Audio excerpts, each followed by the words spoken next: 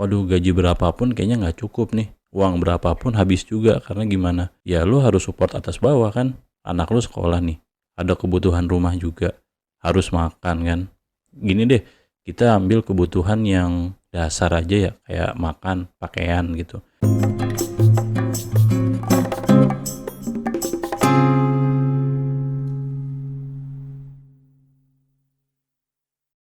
Halo guys, ketemu lagi di channel Wicaksono D. Di YouTube kali ini gue mau sharing tentang generasi sandwich. Kalau menurut gue ini generasi yang bikin, ya terutama gue juga ngalamin itu, jadi putar otak berlebih. Mungkin gue sebelum masuk ke intinya, gue mau cerita dulu. Ini dari kawan gue ya. Kenapa gue ngangkat tema ini? Jadi gue punya kawan itu, dia hidup katakanlah belum punya rumah sendiri lah, masih ngontrak gitu bareng. Ya dia sekeluarga, ada istri, ada anak 2 kalau nggak salah, terus juga bareng sama mertua. Kehidupan keluarganya intinya dia itu sebenarnya juga udah lumayan keteteran ya dia ngejalaninnya. Ditambah lagi mertuanya ini, kalau menurut dia ini over demand, maksudnya tuh permintaannya berlebih lah, harus ini, harus itu, harus menyediakan ini, harus menyediakan itu. Jadi dia ini setiap ketemu gue tuh selalu kayaknya pusing, atau kayak capek, atau kayak nggak semangat gitu. Ini gue punya masalah, gimana caranya bisa tuntas gitu.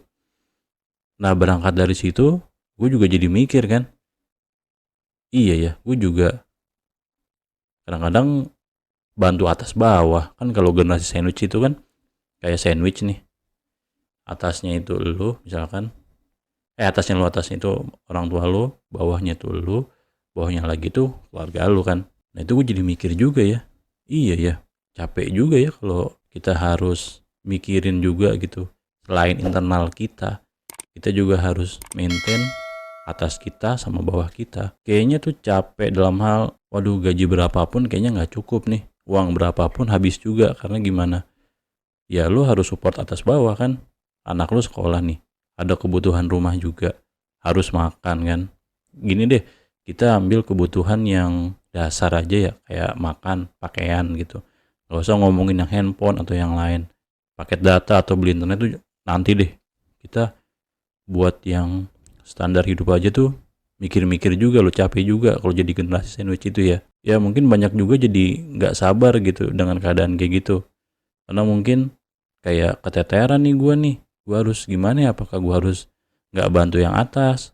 Kan kalau misalkan nggak bantu yang bawah, misalkan nggak ngasih anak lu sekolah, atau nggak ngasih uang belanja ke istri lu, kan lu juga menderita kan.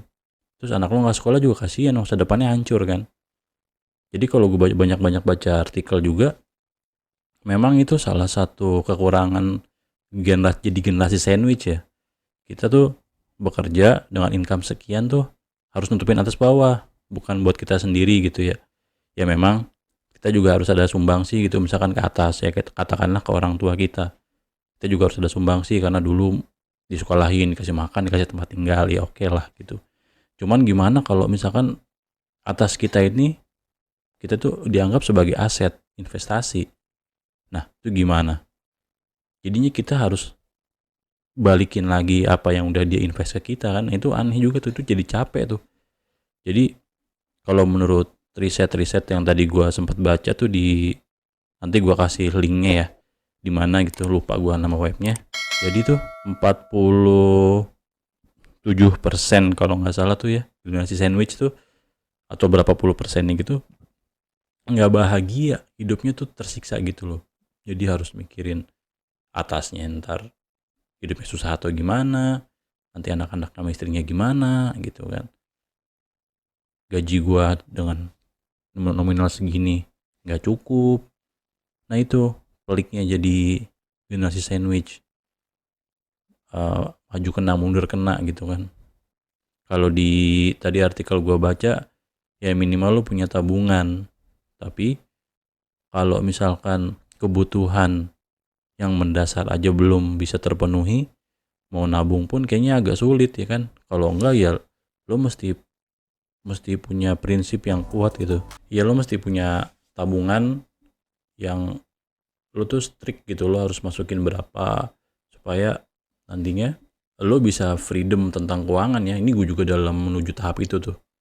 Jadi gue mau coba ya paling enggak nanti gue nggak membebani atau anak gue jadi generasi sandwich selanjutnya. Kasian coy, capek beneran dah. Jadi kalau lo pada yang masih produktif gitu ya, kalau habis gajian ya sebisa mungkin berapa persennya lo tabung gitu deh, atau enggak ya taruh di saham atau yang lainnya gitu ya, minimal ada returnnya buat nanti lo nggak nyusahin anak lo gitu. Soalnya tadi riset juga tuh tentang generasi sandwich itu sampai umur 50-an aja tuh masih jadi generasi sandwich lo, hati-hati lo buat atasnya. 50 aja udah hampir mau pensiun, ini aja dia mau persiapan pensiun, dia harus mikirin juga atasnya, mikirin lagi anaknya. 50 sih gue rasa anak-anaknya udah kuliah ya, butuh duit yang banyak, butuh waktu yang banyak.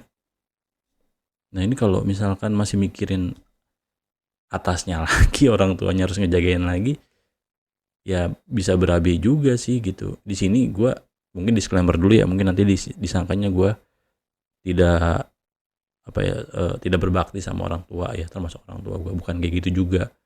Membantu boleh, tapi kalau misalkan lo memilih jadi non generasi sandwich sih bagus-bagus juga. Mungkin lo persiapkan dulu buat anak-anak lo legacy gitu ya, itu yang paling penting buat istri lo gitu. Kalau sewaktu-waktu lo kenapa-napa ya, misalkan ada dapat penyakit lah atau kecelakaan, lo udah punya tabungan yang memadai lah buat keluarga lo. Ya mungkin itu salah satu pengen cerita gue di YouTube gue ini aja. Jadi kalau emang kalian ngerasa ini bermanfaat ya disubrek lah, jangan lupa di like juga, di komen. Thank you.